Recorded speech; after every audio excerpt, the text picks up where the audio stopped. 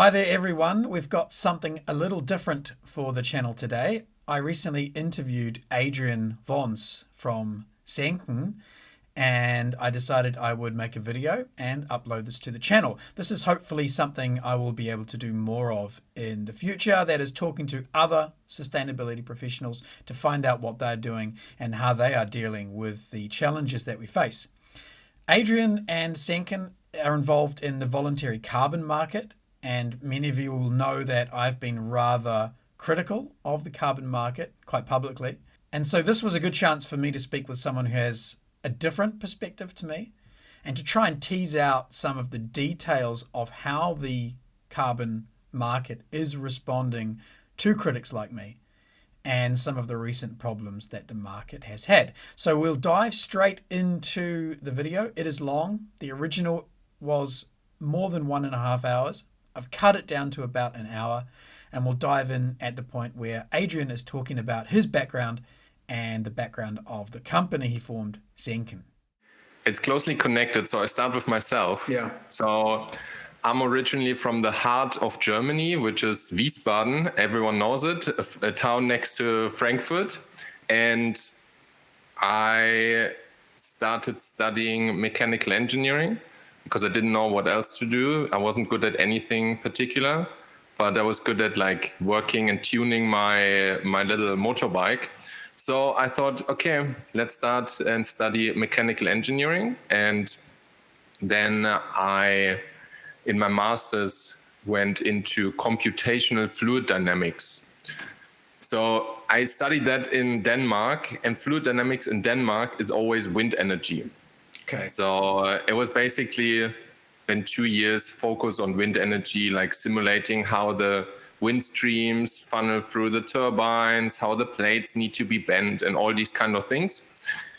And that was, of course, super exciting because at that time wind energy was growing quite quickly, quicker than it is nowadays, I would even say. And then I started working in that field. I worked at Ernst & Young in the management consulting part for the wind energy companies. Did this for 1 year and it was brutally boring. Like first year in consulting, Yeah. I did nothing else than PowerPoint presentations. PowerPoint and spreadsheets. And I was so sad because my master's was so tough. I was so proud that I finished, because I was so bad in school, like properly bad, got kicked off from schools and so on. So I was like, I did a master's in mechanical engineering, and then I, for 1 year, did PowerPoints and spreadsheets, and I was like, what did I do this studying for? So then I actually wanted to leave Ernst & Young, and in my free time, I wrote a book about blockchain and cryptography. So you wrote a book in your free time? Yeah, because I did spreadsheets, and the evenings, I just wrote a book. And I said, I want to do something in that space. So I told EY I'm going to leave. And then EY said, no, please don't leave. Open up the blockchain department for us in Germany. So I did that. Mostly projects around traceability, transparency in supply chains. So that was really interesting that time. But, there are a lot of weird people in the blockchain space. So that's an interesting demotivating factor. weird people. I still really like the technology, but I think there was too much hope in the technology for things it's actually not built for. Right. So I have the feeling like 98% of the use cases built on blockchain, they make no sense. I think like a lot of financial cases make sense, like even like cross-border transactions, they're really expensive and everyone needs a bank account. Whereas in Africa, not everyone has a bank account. And though a lot of money comes from outside of Africa into Africa, and then they have to pay like 30-40% transaction fee because they don't have a bank account. Then they need to go to, Western Union and so on. Yeah. And they pay for not having a bank account, and they pay for this geographic gap. And I think with blockchain there are, and cryptocurrencies makes it really efficient. Suddenly you don't need a bank account. Cross-border payments are maybe like a split percent, maybe like 0.1% transaction fee, and they can do with that money whatever they want. So I think there are use cases, but most of them are just, they don't make sense. Right. So after these 3 years, I was like, no, I have to stop that blockchain stuff, and I want to go back into sustainability.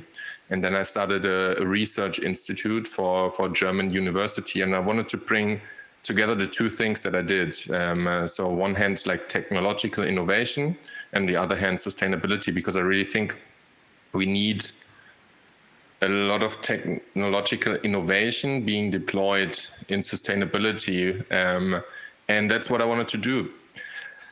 I didn't do that really long, to be honest. Why? Because I had one project in South Africa. It started in South Africa, but in the end, it included a big road trip through Southern Africa in general, like Namibia, Botswana, Zimbabwe, Mozambique. And I interviewed farmer on the topic of regenerative agriculture.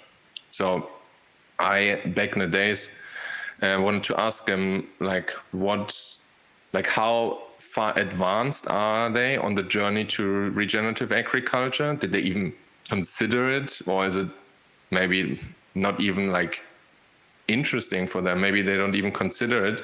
And what would incentivize them to switch to it? And regenerative agriculture can be a lot of different things, right?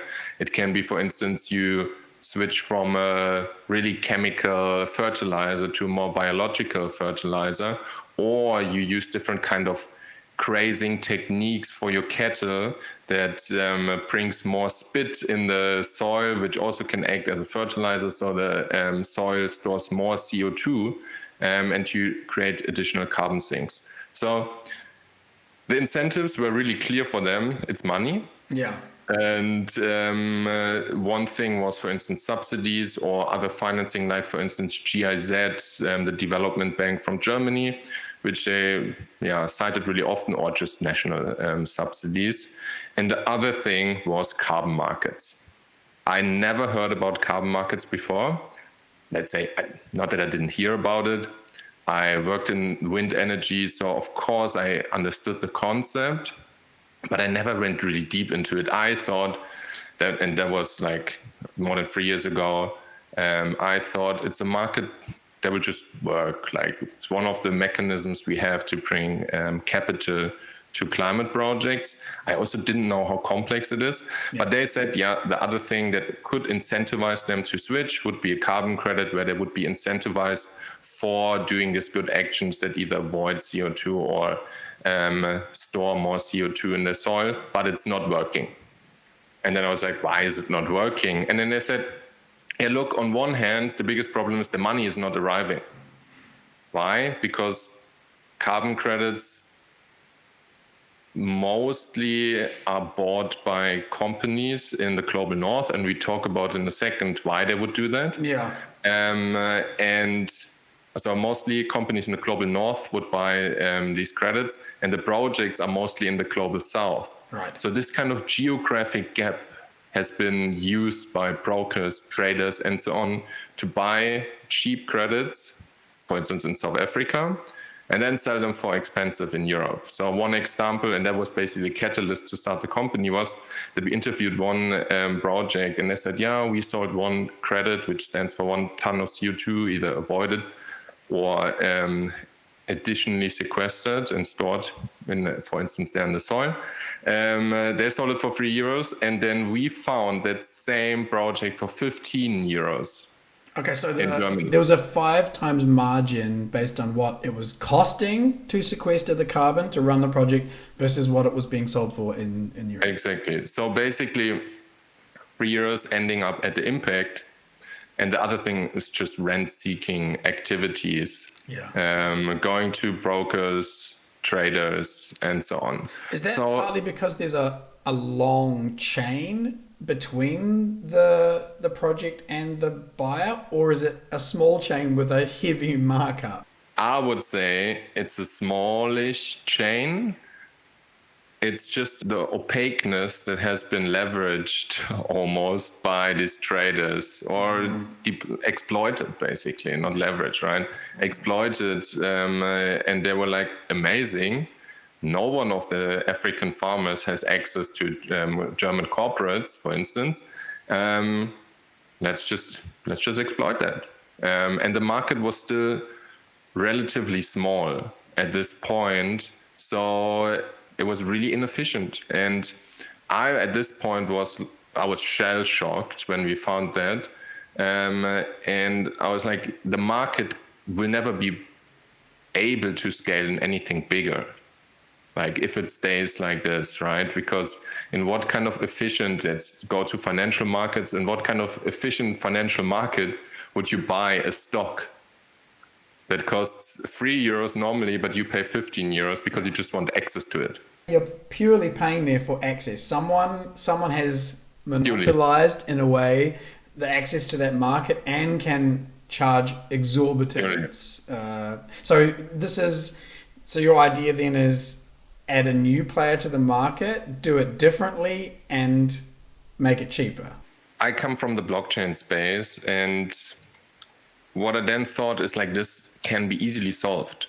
Blockchain is a technology that can transparently show you transaction history in a no trust environment, right? Because no one trusted these traders actually. So we just said, hey, let's just bring the transaction history on the blockchain, right? So the users, they don't have to interact with any kind of credits on blockchain or cryptocurrency and so on. Let's just show the flow of money on the blockchain and how it goes to the project. So for instance, we say it's always going to be only 10 to 20%, depending on the transaction size, that we take as a fee on top if a transaction goes through our platform. Your goal then is that instead of 1/5 of the payments being received by the project, it's closer to 70, 80, maybe 90%. It's in the real upper range. Exactly. And the thing is, and now coming to what we're actually doing, you don't just pay for access. So, because I just talked about the one problem that we found, but the deeper I went into, the more problems I found. Because I think you also sent me an article from Guardian before that, of course, everyone knows in the space. And funnily enough, the lead reporter of Guardian just appeared in a podcast yesterday or 2 days before, which was super, super interesting, more than 1 hour. And I had to sympathize with him. It was interesting. I would not have expected it. And the article said 90% of rainforest conservation projects are worthless. And looking at, hey, even if we make the flow of money transparent, if there's no impact at the other end, then still you paid for nothing. The first thing that we fixed was the transaction history, and it was quite easy, even I have to say, right? It's no magic. But then we realized, okay, even if we would bring the money to the projects, do they even have an impact? And that was the second thing that also the farmers told us. There's no real incentive for them to do a good job. And then I was like, hey, what do you mean a good job? It's like, yeah, I mean, we get the credit anyways. Like, do we really store 1 ton of CO2 additionally into our soil for each credit or certificate that we get? I don't know. But we're also not really incentivized to do that. And I was like, why? The standards are not as thorough as they should be, and that's the reason you get a certificate quite quickly. And there's also 3 years ago there was no market that paid premium for high quality credits. That has changed by now. So what we actually doing is that on one hand we're a marketplace, right? We're bringing together corporates with these high quality carbon projects. And we do this by making the flow of funding really transparent. But, and that's actually 90% of our time, is the due diligence of the project itself. So at the moment, only 5% of the projects that we looked at passed our due diligence process. That's not a lot, I think it's close to these 90% of projects being worthless. I don't know if it's 90, 70, but it doesn't matter. In the end, like we put most of our work into looking into due diligence of this project and try to guarantee the lowest risk possible for these mostly nature-based projects. There's no zero risk in nature. It's not possible. Yeah. In nature, you always have risk, but we put a lot of work into these projects and say, like, hey, we only focus on the top 5% of the market because we know quality is really wide-ranging in this market. So the market is basically bringing together these corporates with the projects, and they see all sorts of details on the projects, or the whole due diligence project document, which is really detailed and so on. We can go into detail in a second, but this is basically what we're doing, like trying to bring trust back into this tool of funding climate projects around the world, because over the last year there was really an absence of trust, and I think also rightly so. Yeah. I want to sort of start at the beginning then with what is a carbon credit doing for others maybe who are, just looking at this topic for the first time. What is a carbon credit doing, and why is there even a demand for this? What is the market, right? A market is a supply and a demand. What is the demand, and what's the mechanism behind this market? So carbon credits actually came up the first time with the Kyoto Protocol in 1997. And they were first created for nations, actually not for corporates. It was about nations because the UN and the countries itself knew that countries itself, especially in the global north, would never reach net zero on their own. Not only with the industry they already have, but also just the carbon sink potential is way higher around the equator. So they said, okay, in order to also fund mostly the global south, that was the original idea, we're going to allow countries to do inter-country trade of carbon credits. And these kind of carbon credits, they stood either for 1 ton of CO2 reduced or avoided, or additionally sequestered. And reduced and avoided, as an example, could be that a rainforest that would have been deforested is not being deforested. And we come to that, why this is really tough to measure in a second. It could also, though, be, in the beginning, it was a lot of solar and wind energy. So saying like the coal plant hasn't been built, and it's always in these cases around the counterfactual, which is really hard to measure. Yeah. And the coal plant hasn't been built, but therefore we have wind energy. And then these, we call it also removal or additionally sequester projects, are sinks that are newly built. Like, for instance, I plant a new tree, or around regenerative agriculture that I just mentioned. There could be both. On one hand, you could not use the chemical fertilizer that maybe in the production already used a lot of CO2, but rather some biological. So that's more an avoidance credit, but you also could have different kind of grazing techniques that maybe stores additional CO2 in your soil. And these two concepts are really important to differentiate, because if we look at, this is the baseline, net zero, right? And I, for instance, now as a company have a ton footprint, a ton of CO2, then I'm here, right, at +1. So if I now fund an additional carbon sink, then I'm on -1 because I created an additional carbon sink. And that means +1 plus -1 is 0. That's how we achieve net zero. So now we take the other case. I have as a company +1 ton of footprint.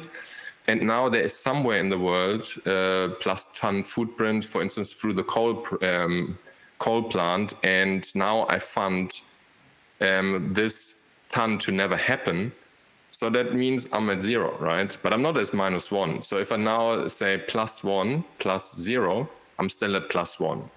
So that's the reason it's really important to differentiate between these two methods, which on one hand creates additional -1s, and the other one is just conserving the 0 state, which in the end is still +1.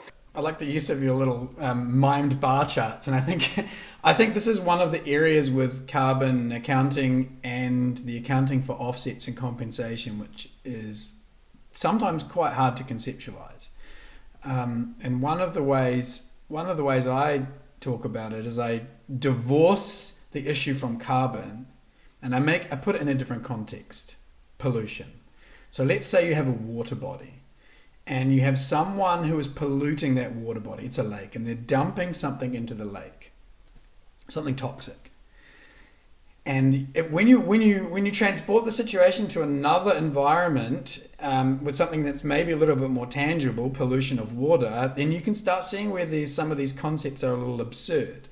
So if I'm dumping pollution into the lake, but I pay for someone else to take it out again really quickly, I dump it in, but someone takes it out. In that scenario, as long as the overall water quality of the lake remains the same, that seems to me to be a justifiable post-impact mitigation, right? Obviously, the ideal scenario would be that I don't dump it in the lake in the first place, and that would be avoidance. But let's say I cannot avoid it, right? For some reason, I just have to. The pipe is there. I have to dump it in the lake. And so the only option available to me is to pay someone to intercept it, let's say, purify the water, and then put the purified water back in the lake. So that for me is sequestration. But the paying for someone else to avoid scenario does seem completely absurd. I'm dumping stuff into the lake, and I find out that it might be possible for someone else to dump stuff in the lake. So I fund a third economic activity, which means that the second economic activity no longer needs to happen. But my pollution is still going in the lake. So the lake water quality is still going down, yet somehow I've indemnified myself on the basis of paying for something that was a hypothetical, right? This is the counterfactual. Yeah. It's really hard to measure. And that's where the Guardian article came in. Right. They didn't say that the interview is really interesting. The guy said he would wish for nothing else than the carbon market to work, because he also really thinks there are not a lot of tools that we have as humanity, as companies, to actually funnel capital towards climate projects around the world. There are not a lot. We can maybe say, oh, we trust the governments around the world, that they will figure it out. Man, I lived too long in South Africa to trust the government to figure that out. Otherwise, there are not a lot, right? And not a lot of other tools. So he said, I wish this market worked. And that's the reason we put out that study saying 90% of the projects are worthless because the baselines, these counterfactuals, they're so hard to measure. And there are maybe ways to measure it way better than it has been done. But so far, most of the projects, they would have happened anyways, or they just made no impact at all because the counterfactual has been taken from a patch of grass 100 kilometers further south or something like that. Yeah. So it's really, really tough.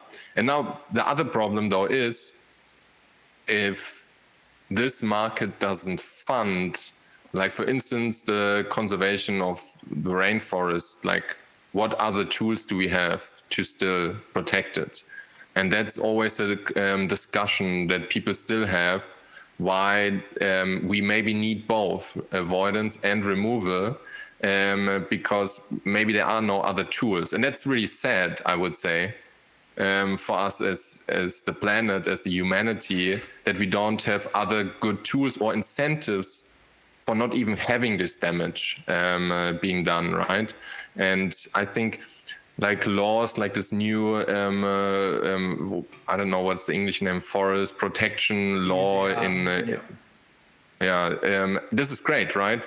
Because there are new incentives of products being imported that are not allowed to be connected with deforestation.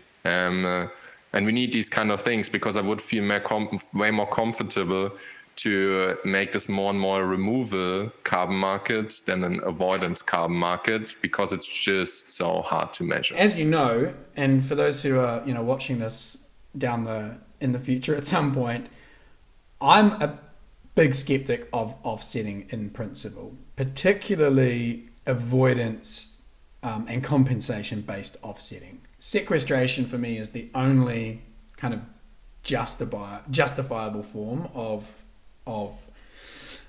post-impact mitigation. And Adrian and I actually had a short exchange on social media about this. We had quite sort of different, it seemed at first glance, quite different opinions, but we met recently in Berlin and had some good conversations about this whole topic. And I totally get and I think you do too, the skepticism that has developed over the last 24 months. It felt like 2 years ago, compensation, avoidance-based offsets was just a normal part of the sustainability management. It was at the hype, I would say. Yeah, 2 years ago, really was. Like, I still see a lot of plastic bottles coming with this climate neutral badge. Yeah. And I just think, like, how absurd is that someone was allowed to do and make this claim without proper proof. And that's the reason I'm really happy that also the European Commission said, okay, green claims directive from 2026, you need to, or like the countries need to implement laws around how this can be proven properly, right? Yeah. It's not forbidden, but now you have to prove it. Before you could just say anything. I've noticed that as a consumer, I've noticed that in the supermarket, retail products, there are fewer of those labels than there were a couple of years ago. That is an indictment on the companies and the people who were selling this stuff, because as soon as a law comes in that says now you need to prove it, they all withdraw those labels. Many of them withdrew those labels, which tells us something about how they were operating. And those same organizations are still out there, and it makes me wonder, like, will they continue to try and get away with what they can, or do we need new players who actually have a totally different kind of philosophy from the ground up, or will those existing companies, I'm not going to name any names, but will they adjust and become more robust, more transparent, more ethically sound? Where is this market going? Yeah, so I think we always have to differentiate. I think some of these companies had good in mind and maybe even had a really good reduction journey and pathways already going, and just said, okay, that's what the market wants. We just also print this carbon neutral label. But yeah, there are also a lot of companies that thought differently. So I think I really always put out that thesis that they only did it because it was so cheap. So what are carbon markets made for is to incentivize companies to not even have that footprint, because it's so expensive to buy this carbon credit, right? So that's the reason also, and we can talk about it in a second, a lot of companies now switched, and the good ones switched towards carbon fees, internal carbon pricing. Mm-hmm. But I just say we price it so high that maybe someone doesn't want to do this business travel, because they know, okay, the flight is maybe 50 euros, but it's 2 tons. So I have to pay maybe the German price from the German environmental agency, I think 219 euros per ton. So now I have to pay 440 euros. So what's the mechanism here? A company internally, I'm going to paraphrase, you tell me if I'm right. Yeah. A company internally decides for every ton that we emit, whether it is, obviously they're going to have to decide where, right? They're going to have to decide if it's a direct emission, if it's an energy related emission, or if it's any emission that can fit in their footprint, let's say a GHGP kind of footprint. Any carbon that is emitted as a result of actions, we'll put an internal price on that. And we will then force the internal department to take that out of their departmental budget.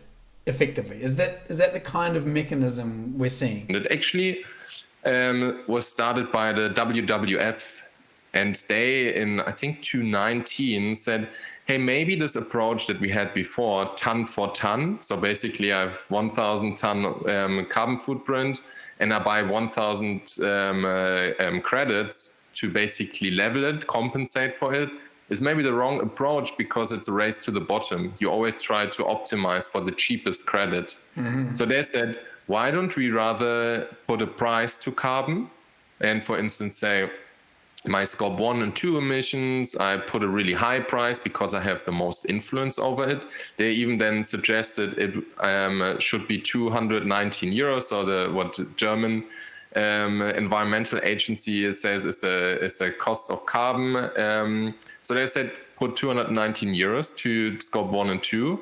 And then for scope 3, depending on what industry you're in, you should latest starting 2030 to also put 219 euros on it.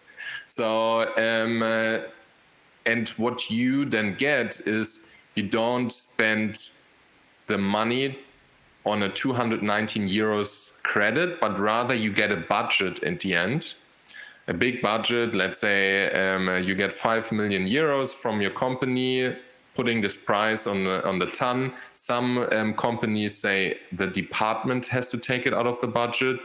It doesn't make sense for every company. So sometimes it's also just the overall compliance, out of the compliance budget, actually.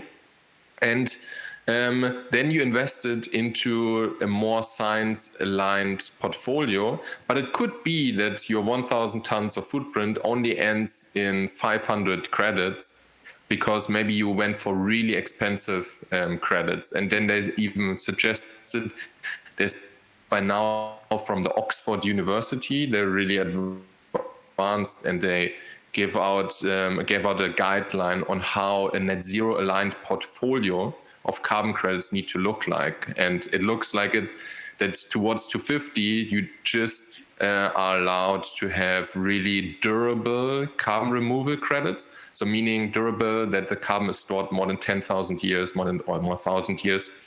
And then you take this budget and you just invest it into an Oxford aligned portfolio, which doesn't incentivize you to go to the cheapest credit, but rather to a science aligned portfolio. So that's a thing that came out. They suggested in 2019. They brought another paper out in 2022. And now, after this whole explosion of the carbon market, this kind of guideline evolved again, because SBTi then actually brought out their beyond value chain mitigation guidelines. So basically, how can you fund climate impact beyond your own value chain? And they also said there are different kind of methodology on how to do that. And one could be this WWF money for ton approach. I mean, to the casual observer or someone like me who's not sort of living deep in the post-impact part of climate, it's a little bit hard to see a difference between saying I'm going to try and compensate a certain tonnage and then paying the money, versus saying I've got a certain amount of money that I want to use for this compensation and just getting whatever I can get for that amount within some quality limits. Because in reality, most companies, and this is, the CFO at the end of the day, most companies have a policy which basically says we can afford to mitigate up to a certain level anyway. So even under the old system, a CFO or the accounting team or whoever controls the purse strings would still say you've got a budget and get the compensation up to that budget, rather than targeting a specific emissions value. How does this new proposal from the WWF avoid, though, people still just trying to find the most emissions for their value? What is the mechanism? Because I can still see there's potential for exploitation and another race to the bottom, just starting with a budget. Yeah. So I think two things over here. In general, I also think that money for ton also has some flaws. So this WWF mechanism, why? In the end, I think the IPCC says we have 18%, around 18% unavoidable emissions later on. So these 18% unavoidable emissions, they need to be compensated, neutralized by carbon removals, right? There's no other possibilities. Maybe we get to 15, that would be amazing. But that also means that this kind of driver of carbon removals is a big driver, right? It's almost a fifth of the whole carbon budget. So but this always needs to be on the ton for ton, right? Because we come back to that. We have +1, -1, and we need to get to that. Right. So that's also the criticism of that model is that, but at net zero state, again, we need ton for ton. So coming back to that, why then some people say, okay, let's do this money for ton, this budget, setting up a budget. Until then, a good idea is still that I think the price, the race to the bottom is not so much. The only race to the bottom is that you can have a low price, right? You put a low price to it.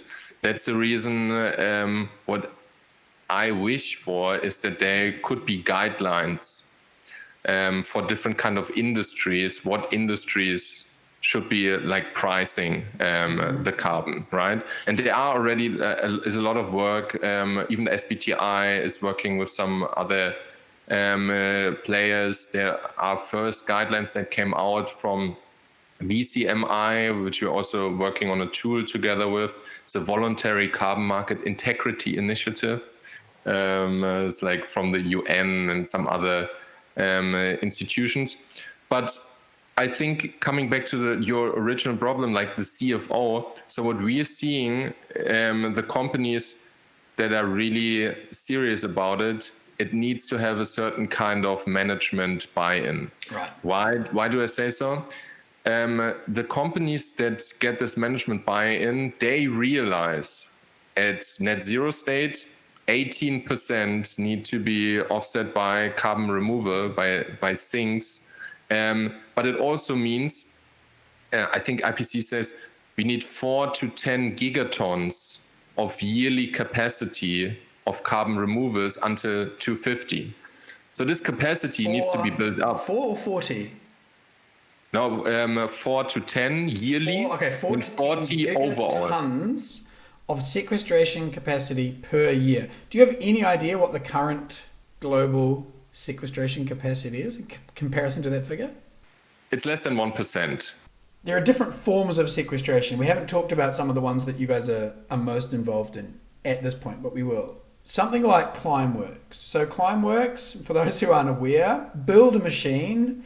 The machine sucks air in, it sucks the atmosphere through a filter, physically takes the carbon particles, the CO2 particles, and then puts them in a box and buries them under the ground, right? That to me is, mechanical sequestration, but that's expensive.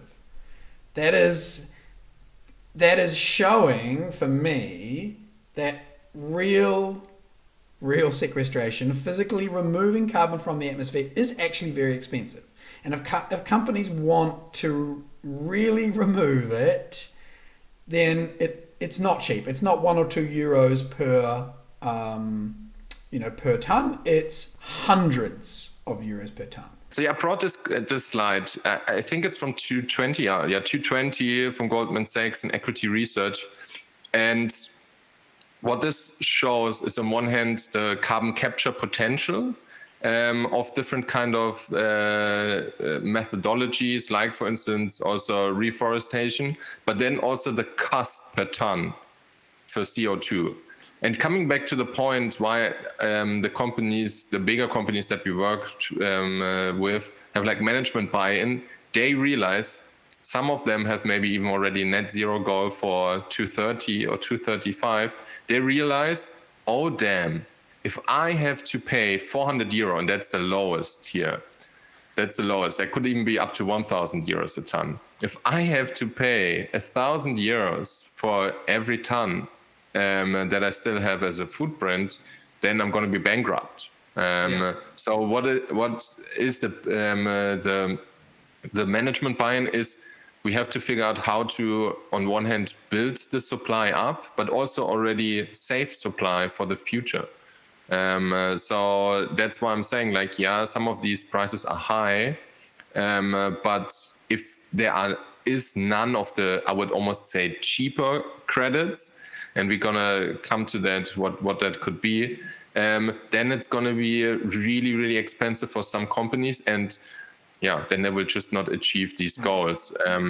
And you see, though, that there are also cheaper options, right? Direct air capture, Climeworks that you just mentioned, which basically sucks out the CO2. You get a fat black stone and you pump it into the soil and it's stored there for more than 10,000 years. That's great from a technological point of view. But also from another point of view, there are no other co-benefits, right? We always have to remember that. Right. So no it's social benefits. It's pure chemical extraction or physical extraction. There's no biodiversity, nothing. So that's always a little bit the criticism around it as well. But if it works efficiently, then you can scale it up quickly, just like solar is doing at the moment, right? So that's always the thing that people compared with. But there are other options, and I think we talked about that. We just did like one of the biggest biochar transactions in the world. And biochar is really at a sweet spot of carbon removal because it stores the carbon more than 1,000 years, not the 10,000 years, but at least 1,000 years. It's not only like technical removal, but you have a lot of biodiversity benefits. Like, for instance, you can use the biochar later on your soil and so on. But to come back, why it is interesting, there are price points of around 100 euros, 100 to 150 euros. Part of my job, obviously, and the work I do with companies is doing the first part of this process, is trying to account for what are their emissions. Now, it's not uncommon at all for a company with around 500 to 1,000 employees to have a carbon footprint, scope 1, 2, and 3, which is in the 10,000, 8 to 10,000 tons range. And most of this is the supply chain, as we know, but let's say 8 to 10,000 tons. So if you're compensating 8,000 tons as a small medium enterprise at 100 euros per ton, that is bankruptcy. That's right. So the contextualizing this, I think, in terms of what a small and medium enterprise company can afford, and as you scale up the size of the company, the bigger companies can afford to pay more, but the bigger companies have more emissions. Yep. It just gets bigger and bigger and bigger. So prices, and I think that's why it's really important, if we are moving towards a system which is based on buying high quality compensation, then the idea that you can compensate your entire footprint, scope 1, 2, and 3, basically is an idea of the past. Companies will have to do the kinds of things you talked about before, prioritizing, obviously, avoidance in the first place, but then prioritizing maybe scope 1 and 2 emissions.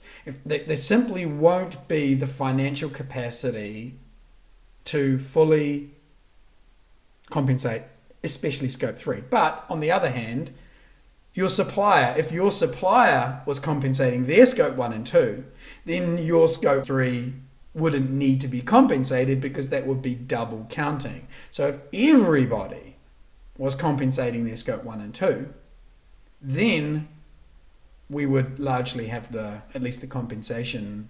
I think also this is like we hear it in the conversations, it's a massive incentive to now have this price point and say, like, if we don't reduce our footprint as quickly as possible, we're going to be directly bankrupt because we can't afford it. Right. So that's the one thing. And you also mentioned the other thing is like the suppliers. That's the reason companies like Volkswagen give out, hey, your scope 1, 2 need to be net zero until 2030, because they know otherwise they are bankrupt, right? So because this is a procurement decision. When they're buying services from other Yes, companies, 100%. in order to drop their scope 3, they basically tell the suppliers, fix your scope 1 and 2 emissions so they're not on our footprint. Yeah. Exactly. So we are basically supplier to one of the biggest, or like Deutsche Telekom. So let's not do the consulting talk. And they also clearly in the procurement, they said, okay, these are the laws. What is your footprint, and so on and so forth. Like, are you SBTI aligned, and all these things. And then you get different kind of points. Okay. And if you're not dealing with your emissions, then you don't get to be a supplier. I mean, you just don't get to be a supplier. Yeah. Tell me about biochar. Tell me. Let's try and not go too deep into the physics and the chemistry. But what is biochar? What's going on, and how is it different from not biochar? Biochar is basically based on a process that's quite old already. It's called pyrolysis. Pyrolysis? Is that English? Pyrolysis, it's probably called. Pyrolysis. Is it PY? Yeah. Pyrolyse in German, you know? But it's a really old concept, and it's quite straightforward. It's easy to measure, also like how much CO2 is stored. So what is happening here is that you take organic matter like wood chips, alienate trees, wood scrapes, any kind of organic matter, and it's then heated in the absence of oxygen. And purity-wise, it does not degrade. So it permanently improves the soil quality if you use that biochar afterwards also on your soil, because that's what a lot of people do, is then you have these char which stored CO2 because of this pyrolysis process and absence of oxygen, and then you can use it for all sorts of things, and mostly it's used for agriculture. And as it does not degrade, it basically builds this kind of humus kind of texture and product, and it's really good for soil as well. So why is this beautiful? And we talked about that. On one hand, you have a process that is easy to measure how much CO2 is stored, because you can just measure it in the end. And if you know quite well how much CO2 is stored per ton of biochar mass, and then it's not like direct air capture, it's just stored, but then you can use it and you have additional benefits, and you have an additional product. So there's another revenue stream involved, which brings also the price down. So mostly then it's sold to farmers. Really often we also see that big agriculture companies do it themselves, and then also use it themselves. Then it's of course easier. You have less transport, which again has a footprint, right? Which always needs to be accounted into the certificate as well. Okay, so the industrial activities associated with producing and using the char are accounted for, because that's always going to be one of the questions that people will ask. Okay. Yeah, exactly. So that's the one thing, and then it's great for soil. Like for instance, we work with this project in Bolivia, and it's the biggest biochar project by now. Like after we did this massive transaction with them, also Microsoft bought it, Swiss Re bought it. So I wouldn't say we were the trendsetter, but definitely to a certain extent. And we did like really in-depth due diligence on them, like how are they using this biochar afterwards? How can we assure that it really stores the carbon that long, and so on. So why is this a great thing? It's like you have a lot of co-benefits, and because you also have different kind of revenue streams afterwards, you get to like price points of like 100 to 150 euros for a really durable carbon removal. Let me just kind of paraphrase what's going on then. So vegetation is growing. Obviously, when vegetation grows, it sucks carbon and other stuff out of the atmosphere, but carbon is the one we're concerned about.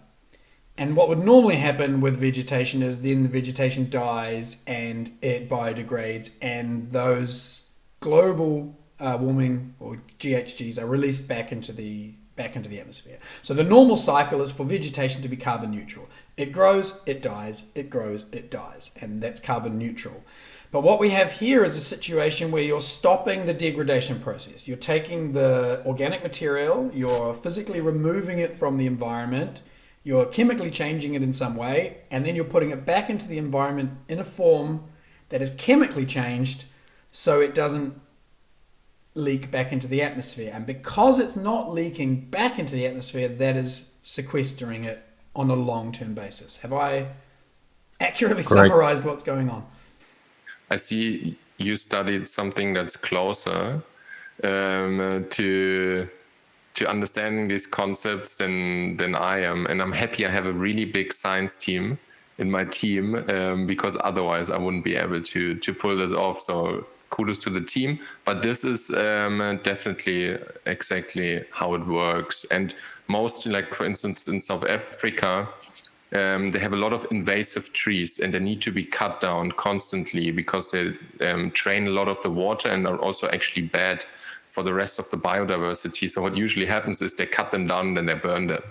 Okay. This open fire. Right. And using these for biochar, of course, has the effect that you just mentioned, but also additional benefits to it. This starts looking like a really, really good solution. And as you know, I'm massively skeptical about this whole enterprise.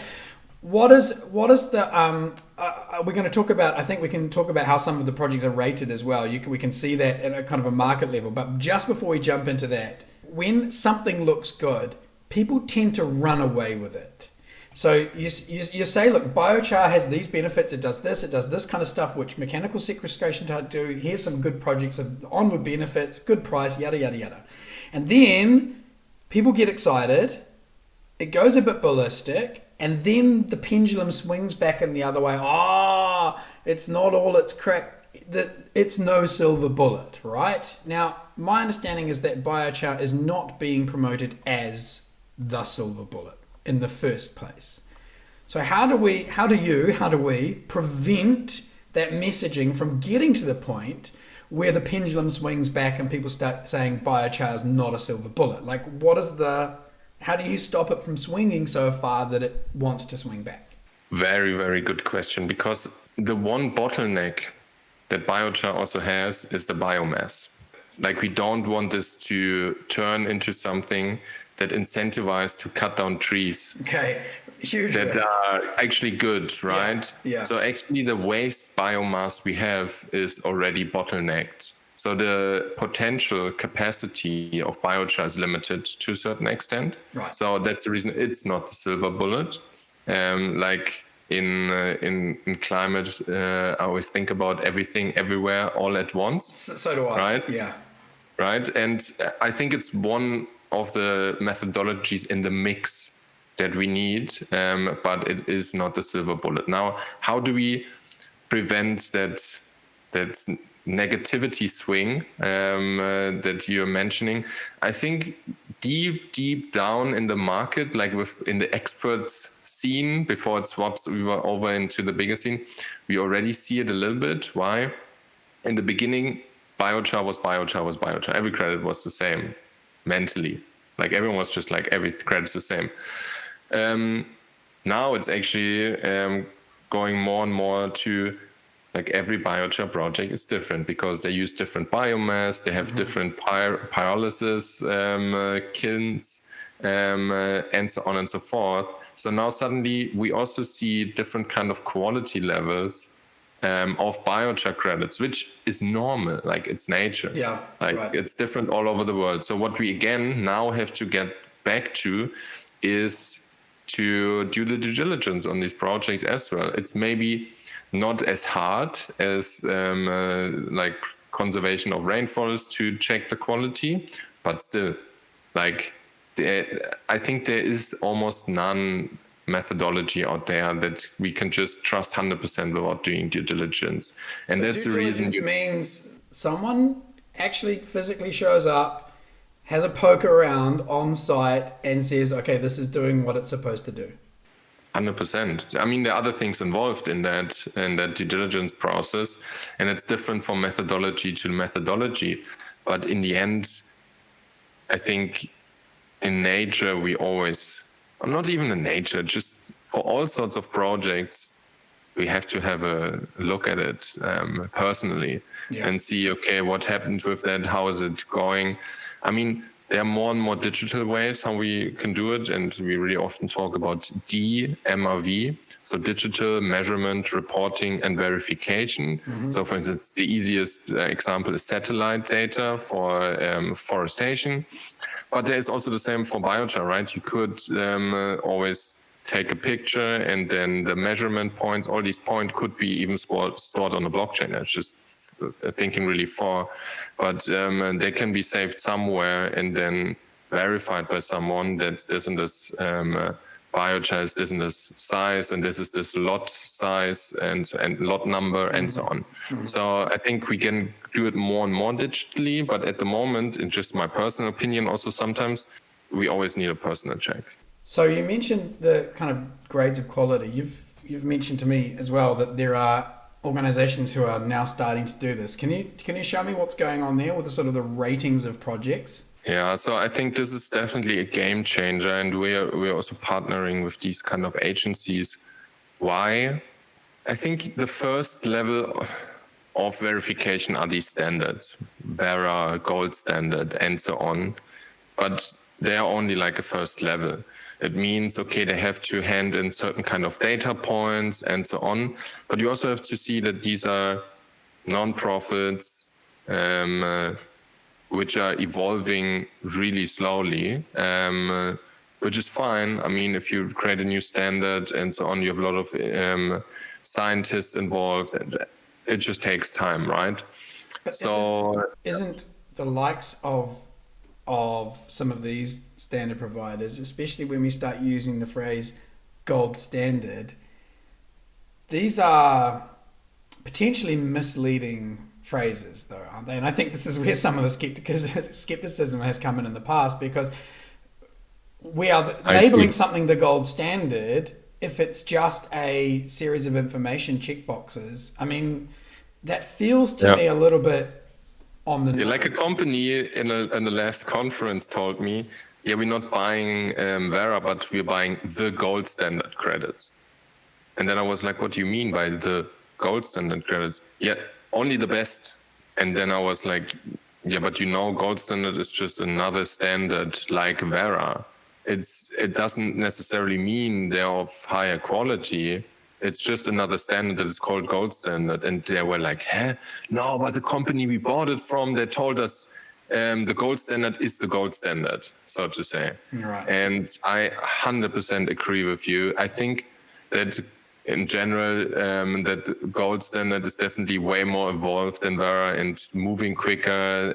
They're also great people, but in the end, it's still similar to Vera. It's a standard, right?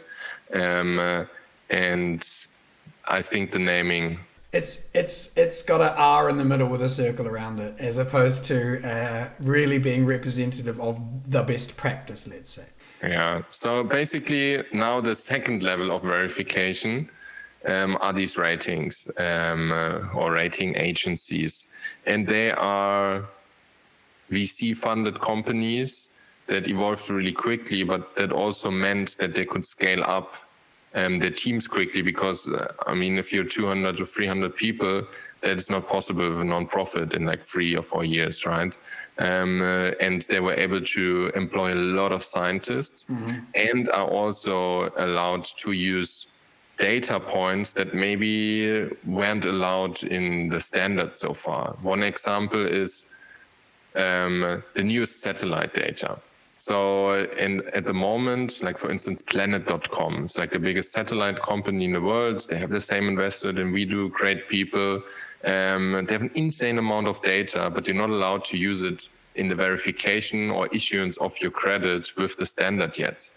Because they said, okay, we need to analyze that over 5 years, 6 years, and then we can see how to involve it slowly into the standards.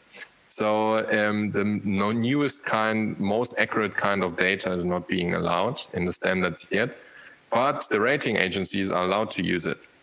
So that's the reason they're like. So the best data, in your opinion, or some of the best data, because the standards move slow, the best data isn't able to be used for verification against the standard, but there are other bodies who are using that data. And does that kind of mean for you that they're providing a potentially more accurate assessment of what's going on because they've got better data? So they basically provide more data on what's going on. Of course, the standards are also a lot around how a project has to be set up. So what kind of safeguards you have to implement and so on and so forth. Mm-hmm. So these are things that the rating agencies are not looking at. They only look at the project when it's done, right? The standards also give you guidance on like the first 5 years, how you set up a project. So that's the reason it couldn't be just a project without a standard, because then the rating agencies wouldn't have enough data points. So it's still important to have both. Yeah. And that maybe after the project has issued the first credits, then it's agencies who can have a look at the data that came out of this project after a couple of years working with the standards. Do you have examples of how these ratings are looking like? Yeah, okay. So here this is B0s, like one of the biggest. I think they're like 2 or 3, B0, Zevera, Calyx, Global, and this one is sitting in London. And they use the same rating scale than, for instance, Moody's, right? From AAA to D. But what we clearly see here, it's, I think, heavily balanced towards the lower side of things, right? Wow. And the fact that is there not a single project which is considered to be AAA on their rating scheme, or is it just the bar is so small that we can't see it?